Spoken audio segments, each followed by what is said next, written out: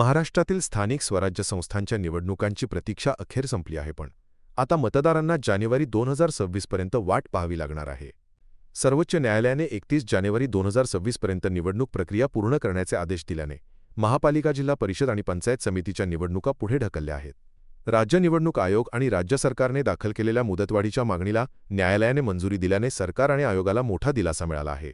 निवडणूक आयोगाने निवडणुकांची तयारी सुरू केली होती, ज्यात प्रभागांची पुनर्रचना, आरक्षण निश्चित करणे आणि मतदार याद्या अद्ययावत करण्याची कामे सुरू आहेत.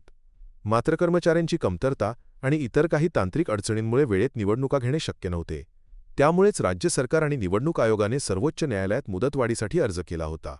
न्यायालयाने ही मागणी मान्य केली असून आयोगाच्या इतर मागण्यांबाबत सरकारने पाठपुरावा करावा असंही सूचित केले आहे. या निर्णयामुळे राज्यातील राजकीय वर्तुळात चर्चेला उधाण आले आहे. अनेक दिवसांपासून स्थानिक निवडणुकांची वाट पाहणाऱ्या इच्छुकांना आता आणखी काही महिने तयारीसाठी वेळ मिळाला आहे. या निर्णयामुळे सत्ताधारी आणि विरोधक दोघांनाही आपापली रणनीती अधिक प्रभावीपणे आखण्याची संधी मिळाली आहे. त्यामुळे पुढील 1.5 वर्ष महाराष्ट्रातील स्थानिक राजकारण आणखी तापणार असल्याचे संकेत मिळत आहेत.